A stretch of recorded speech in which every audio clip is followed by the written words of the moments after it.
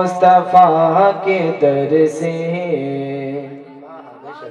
भला क्या मिला नहीं है। मुझे मुस्तफा के दर से भला क्या मिला नहीं है। मुझे मुस्तफा के दर से भला क्या मिला नहीं है। मुझे मुस्तफा के दर से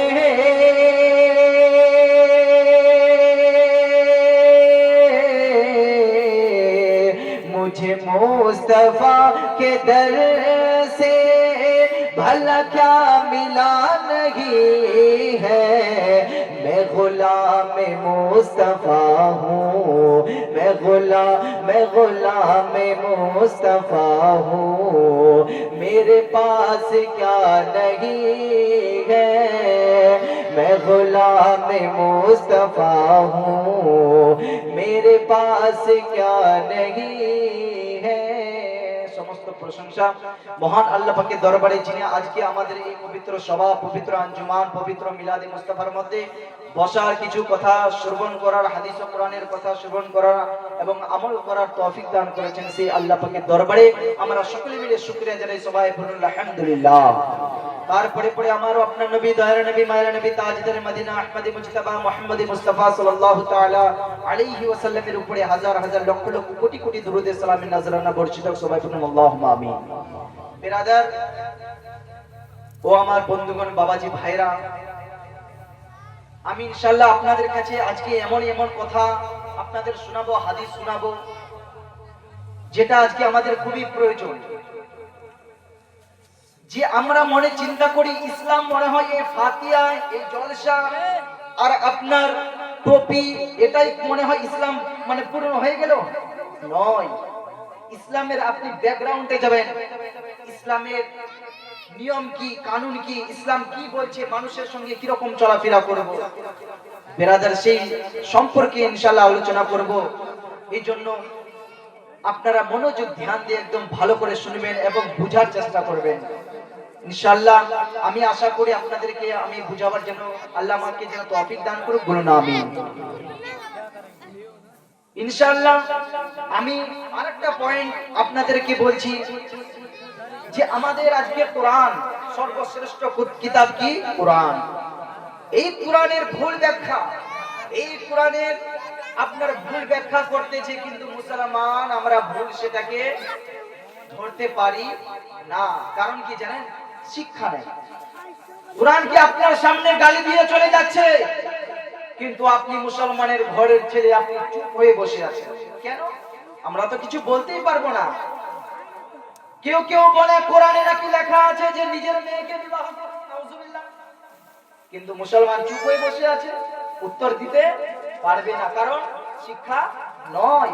কোরআন পড়ি, আমরা কোরআন পড়ি, কিন্তু কোরআনের ব্যাখ্যা, কোরআনের তাফসীর আমরা পড়ি না। এটা হলো সবথেকে আমাদের বড় ভুল। এই জন্য প্রিয় ভাইরা, ভালো করে কোরআনের শিক্ষা নিন, মাদ্রাসায় যান, আলিমদের কাছে যান, এই মেহফিলে বসুন। আপনারা মনে চিন্তা করবেন এই মেহফিলটা মনে হয় সাধারণ মেহফিল, এই মেহফিলের কোনো দাম নাই। আরে কি এদের কাজ কি? আসবে, বক্তব্য দিবে, টাকা নিয়ে চলে যাবে, এটাই কাজ? একবার জোরে বলুন সুবহানাল্লাহ। ও আমার বন্ধুরা, আপনাদেরকে একটা হাদিস শোনাই।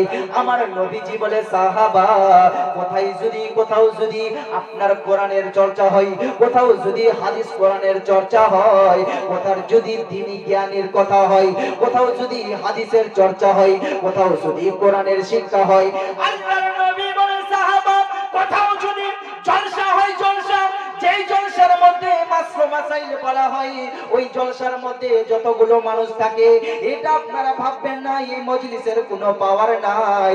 খোদার কসমকে বলতেছি, এই মজলিসের ব্যাপারে আমার নবী বলেন, সাহাবা, এই মজলিসে আপনি যতক্ষণ পর্যন্ত থাকবেন, আপনার দায়িত্ব কোনো প্রধানমন্ত্রী নয়, আপনার দায়িত্ব আল্লাহ তাআলা নিজেই নিয়ে নেন। এই মেহফিলে বসে থাকবেন, বাইরে যাবেন, ইন্তেকাল হবে, কোথায় যাবেন কেউ বলতে পারবে না। আপনি এখানে বসে আছেন, এখনই কিছু কিছু মানুষ উঠে উঠে চলে যায়। সামনে আপনার যদি মওত হয়ে যায়, আপনি যদি মারা যান, আপনার দায়িত্ব আল্লাহ নেবে না। কিন্তু আমার নবী বলেছেন, ও আমার উম্মতিরা শুনো, কোন জায়গায় যদি হাদিস কোরআনের চর্চা হয়, হাদিস কোরআনের কথা আলোচনা হয়, ওই জায়গার মধ্যে যতক্ষণ পর্যন্ত আপনি বসে থাকবেন, খোদার কসম খেয়ে বলতেছি, আপনার আমার দায়িত্ব আল্লাহ তাআলা নিজেই নিয়ে নেন। এটা হলো কোরআনের মাজলিসের পাওয়া। আমরা মনে মনে চিন্তা করি যে এখানে কি হবে, 12টা 1টা পর্যন্ত ওয়াজ হবে, গজল শুনবো, কলকাতা থেকে নোমান সাহেব আসবেন, গজল শুনবো, ওদের কাজ এটাই নয়। আমাদের নিজের জিন্দেগিকে আমাদেরকে বদলাতে হবে। আর ওই সময় নেই যে সময় আমরা চুপ হয়ে যে বসে বসে থেকে থেকে আমাদের কোরআন আমাদের নবীকে অ্যাটাক করে। করে কি করে না? এটা কোন দেশ? গণতান্ত্রিক দেশ? ইনশাআল্লাহ আমি প্রসঙ্গে আলোচনা করব। আসুন কোরআনের মাজলিসের ব্যাপারে আরেকটা আমার নবীর হাদিস শোনাই, জোরে বলুন সুবহানাল্লাহ। ও আমার বন্ধুরা, আমার নবী বলেছেন, সাহাবা ও আমার উম্মতিরা শুনো শুনো, আপনি যতক্ষণ পর্যন্ত বাড়িতে থাকবেন আপনার কোনো স্বভাব হবে না। আপনি নিয়ত করবেন আমি মাজলিসে যাব, আপনি নিয়ত করবেন আমি জলসার মধ্যে যাব, আপনার নিয়ত এদিকে হলো, আপনার আমল নামার মধ্যে নেকি স্টার্ট হয়ে গেল। জোরে বলুন সুবহানাল্লাহ। নিয়ত করেন নেকি স্টার্ট। বেরাদার মিল্লাতে ইসলামিয়া, ভাবুন আপনি এখানে বসে আছেন, আপনার দায়িত্ব যদি আল্লাহ নিয়ে নেয়, এর থেকে আর কোনো ভাগ্যবান মানুষ হতেও পারে না, হতেই পারে না। আল্লাহ যদি তার দায়িত্ব নিয়ে নেয়, তার মানে তাহলে বোঝা গেল কি, আমরা যদি এইখানে মারা যাই, আল্লাহ যদি আমাদের দায়িত্ব নিয়ে নেয়, এইখানে যদি আমরা মারা যাই, আমরা জাহান্নামী নই ইনশাআল্লাহ। আল্লাহর পর ভরসা, নবীর সঙ্গে মহব্বত আছে, আমাদের ঈমান আছে, আল্লাহ যদি আমাদের দায়িত্ব নিয়েছে, ইনশাআল্লাহ আমরা জান্নাতে যাব। যাব কি না? ভালো ভালো নিয়ত রাখুন, মনে মনে ভালো ভালো চিন্তা রাখুন। বেরাদারা আসুন, এবার আমি আল্লাহর কালাম থেকে আয়াতে কারিমা তিলাওয়াত করেছি। আল্লাহ তাআলা পবিত্র কোরআনে বলেন, ওয়া ইন্নাকা লা আলা খুলুকিল আযীম, অর্থাৎ আমার নবীর চরিত্র সর্বশ্রেষ্ঠ উত্তম চরিত্র। জোরে বলুন সুবহানাল্লাহ। এই নবীর প্রসঙ্গে আমি আলোচনা করব আজকে, যে আমার নবীর চরিত্র কি ছিল। বাবাজি ভাইরা, ইসলামটাকে বুঝুন, ইসলামটাকে বোঝার চেষ্টা করুন। আমাদের যুবক ভাইদেরকে হাত জোর করে বলি, আপনারা শিক্ষা অর্জন করুন। শিক্ষা, এই শিক্ষা না অর্জন করার কারণে আমাদের কোরআনকে গালি দেয় মানুষ। কি দেয়? গালি দেয়। বেরাদার মিল্লাতে ইসলামিয়া, আসুন কিরকম আমরা ভাবি যে আলেমদের মনে হয় এগুলো কাজ, আলেমদের কোনো কাজ নাই, আলেমকে কিছুই মনে করে না, ঠিক কি না? কেউ কেউ ভাবে কি ভাবে না?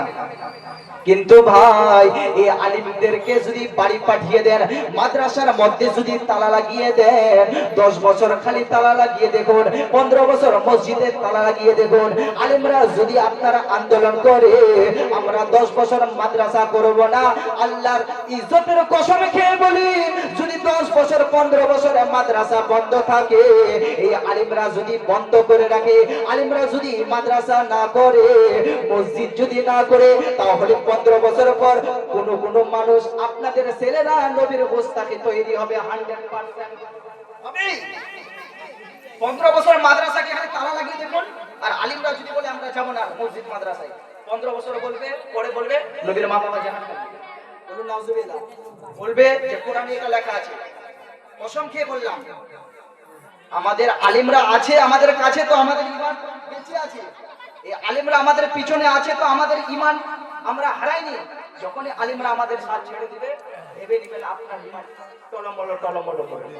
কারণ হালাল হারাম আপনাকে কে বলবে? আমরা তো এত মূর্খ হয়েছি যে আমরা হালাল কোনটা হারাম কোনটা এটা পার্থক্য করতে পারছি না, ঠিক কি না বেরাদার?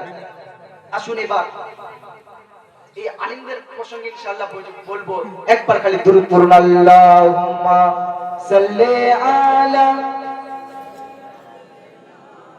মাওলানা মুহাম্মাদ ওয়া আলা আলিহি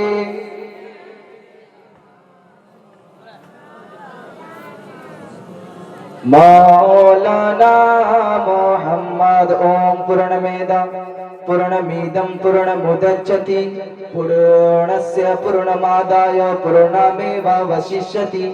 ओम पूर्णमिदं पूर्णमुदच्यते पूर्णस्य पूर्णमादाय पूर्णमेवावशिष्यति। ओम ओम शांति शांति शांति पितासि लोकस्य चराचरस्य त्वमस्य पूजश्च गरीयान् न तत्समहस्तवदिक्या कुतन्यो लोकत्रयपि पतिमा प्रभाव न द्वितीयम न तृतीयम न चतुर्थ न पंचुते न पंचम न षष्ठम सप्तम न पंचुते एतं कौलगोत प्रायजने तु धर्मत्राणये सत्यनो भगवन् बतिरिष्यति अथ तेषं भविष्यति मनांसि विश्वदानेवे अथ तेषं भविष्यति मनांसि विश्वदानेवे वासुदेवंगरगाति पूर्णगन्धानिलेशं अथ तेषं भविष्यति मनांसि विश्वदानेवे वासुदेवंगरगाति पूर्णगन्धानिलेशं द्वादशं शुक्लपक्षेषु माधवे मासि माधव जाते दुद्रीसितं पुत्रं पितृष्टमानस संभले विष्णु यशसो गिरेः प्रायुर्भवम् अहम् ओम अदाः पश्यसु मा पुरी संतरम् अदाः पश्यसु मा पुरी संतरम् पदाकौ हरिमाति कष्पनौको द्रीसान स्त्रीः ब्रह्म बभूवित् अश्रीरातनुर्भावति रुषति पापाय मूया पतिर्यद्धेवा वाससा स्वामंगामाधित्सति জোরে বলুন সুবহানাল্লাহ। এটা হলো কি সংস্কৃত। ইনশাআল্লাহ আমি প্রত্যেকটা আপনাদেরকে আজকে বুঝিয়ে যাব ওমের মানে কি, আমি যে মন্ত্র যে শ্লোক করলাম এগুলোর মানে কি, এবং আমাদের কোরআনের কিছু আয়াত ওদের শ্লোকের সাথে কি কি মিলে যায় সেম টু সেম ইনশাআল্লাহ বলবো। শুনবেন তো? একবার জোরে বলুন সুবহানাল্লাহ। ও আমার বন্ধুরা, এবার আসুন বেরাদার আপনাদেরকে একটা মজার হাদিস শোনাই, আপনাদেরকে হাত জোর করে বলি আমরা যেন শিক্ষা অর্জন করি। শিক্ষা আমাদের শিক্ষা না অর্জন করার কারণে কেউ এসে কোরআনকে বলতেছে কোরআনে নাকি রেপ করার কথা লেখা আছে, নাউজুবিল্লাহি মিন যালিক। আমাদের পশ্চিম বাংলায় একটা অর্জুন সিং নামে একটা বিজেপির নেতা বেরাদার মিল্লাতে ইসলামিয়া এই বক্তব্যটা আমি এক জায়গা দিয়েছিলাম। মুসলমানরা বলে নাম ধইরা কেন বলো? ওরে আমার ভাই, যখন হাজার হাজার মানুষের কাছে কোরআনকে ভুল বলে, যখন কোরআনকে গালি দেয়, তোমার কি কষ্ট হয় না? কষ্ট হয় না? ও আমার বন্ধুরা, আরে এখানে কেন আমাদের যদি জেলে ভরে দেয়, আমাদের যদি পার্লামেন্টে বলতে হয়, তবু আমরা ওইখানে কোরআনকে বুকে রেখে কোরআনের সত্য প্রকাশ করব। যদি বলুন সুবহানাল্লাহ। ও আমার বন্ধুরা, আমাদের কোরআনে নাকি রেপ করার কথা লেখা আছে, নাউজুবিল্লাহ। আমাদের কোরআনে নাকি লেখা আছে কোন জায়গায় যদি কোনো পুরুষ মহিলা রেপ করে আপনার জিনা করে, তাহলে এটাকে ইসলাম সমর্থন করে। আল্লাহর ইজ্জতের কসমে খেয়ে বলতেছি, আপনাদেরকেও চ্যালেঞ্জ করতেছিলাম, আপনাদেরকেও চ্যালেঞ্জ করলাম, গোটা দুনিয়াকে চ্যালেঞ্জ করলাম, এমন পুরনো কোরআনের আয়াত নয় যে রেপকারীকে সমর্থন করে। ও আমার বন্ধুরা, ইসলাম জানেন ইসলাম কি জিনিস? রেপ করাকে ইসলাম আল্লাহ তাআলা পবিত্র কোরআনের মধ্যে বলেন, ও আমার বান্দা বান্দিরা শুনো, কোন জায়গায় যদি পুরুষ এবং মহিলা আপনার জিনা করে, তাদের শাস্তি কি আছে জানেন? যারা আমাদের ইসলামকে নিয়ে গালি দাও, আমাদের কোরআনে নাকি রেপ করাকে সমর্থন করে, আল্লাহর ইজ্জতের কসমে খেয়ে বলি, আমাদের কোরআনের নিয়ম যদি এই ভারতবর্ষে লাগু হয়, একটাও রেপকারী মনে হয় আর দুনিয়াতে বাঁচবে না। বাঁচবে না। কারণ ও আমার মা বোনেরা, আমি একটু আলাদা টাইপের বক্তব্য দিই, আপনাদেরকে হাত জোর করে বলি আপনারাও পর্দা করুন। ও আমার বন্ধুরা, এই মা বোনেরা আমাদের পর্দা করে, পর্দা আলহামদুলিল্লাহ ভালো, কিন্তু ভাই এই মা বোনেরা আপনারা অপর্দায় থাকে, পর্দা পরে হিজাব পরে আপনারা রিলস বানায়, ফেসবুকে ভিডিও ছাড়ে, কিন্তু গোটা দুনিয়া দেখছে। দেখো দেখো মুসলমানের মেয়েরা পর্দা বোরখা করে, এটাই কি ইসলামের রীতি? এটাই কি ইসলামের রীতি? আমাদের মা বোনদেরকে বলি, ও আমার মা বোনেরা, নিজের ছেলে ভাবে বলি আপনাদেরকে, আপনারা বোরখা পরুন বোরখা, কিন্তু মা বোনেরা আপনার বোরকা পরুন, এমন কিছু আপনারা ভুল কাজ করবেন না, হাত জোড় করে বলি, সেটা ইসলামকে গালি খেতে হচ্ছে। যারা গোটা দুনিয়া দেখছেন, আপনি পর্দা করে হিজাব পরে বোরকা পরে ডান্স করছেন, আপনি ফেসবুকে ইনস্টাগ্রামে ছাড়ছেন, এইদিকে হিন্দু ভাইরা বলছে দেখো দেখো এটা কি ইসলামের রীতি? না না, এটা ইসলামের রীতি নয়, রীতি নয়। ও আমার বন্ধুরা, কোন মহিলা যদি জিনা করে, কোন পুরুষ যদি জিনা করে, তার শাস্তি আমাদের কোরআনে কি আছে জানেন? আমাদের কোরআনে আছে, কোন মহিলা কোন পুরুষ যদি জিনা করে, তাকে তুমি চরাঙ্গায় নিয়ে যাও, বাজারে নিয়ে যাও, অর্ধেকটা পুঁতে তাকে তোমরা পাথরে নিক্ষেপ করো। এটা আমাদের কোরআনে আছে, ঠিক না জানেন? ও আমার বন্ধুরা, আশেপাশে যদি ব্রাহ্মণ থাকে, খোদার কসম খেয়ে বলে কোনো ব্রাহ্মণ দেখে ভয় পাই নাই। আপনারা যে এরকম এখানে আজকে আপনারা জালসা শুনছেন, আমাদের গ্রামে নিজের গ্রামের কথা বলতেছি, আপনাদের মতো আমাদের হিন্দু ভাইরাও আমার নবীর হাদিস শুনতে আসে। জোরে বলুন সুবহানাল্লাহ। এটা নয়, যখন আমি একটা ভালো কথা বলেছিলাম পর্দার ব্যাপারে, আমাদের কিতাবে সেই রকম লেখা আছে, ওদের কিতাবে সেই রকম লেখা আছে। যখন আমার নবীর ব্যাপারে বললাম, পর্দার ব্যাপারে বললাম, এক হিন্দু ভাই খুশি মনে এসে বলে, দিলখুশ ভাই আমি আপনাকে 200 টাকা দিলাম। খোদার কসমে কে বলতেছি, ওই দিন মনে চিন্তা করলাম, আমার নবীজিকে যদি আমরা চিনতে পারতাম, আমার নবীজির হাদিস যদি আমরা মুখে রাখতাম, যদি জবানে রাখতাম, আর যদি আমল করে নিতাম, তাহলে আমাদের ব্যবহার দেখে অপর ধর্মের মানুষরাও আমাদেরকে দেখে রেসপেক্ট করত। জোরে বলুন সুবহানাল্লাহ।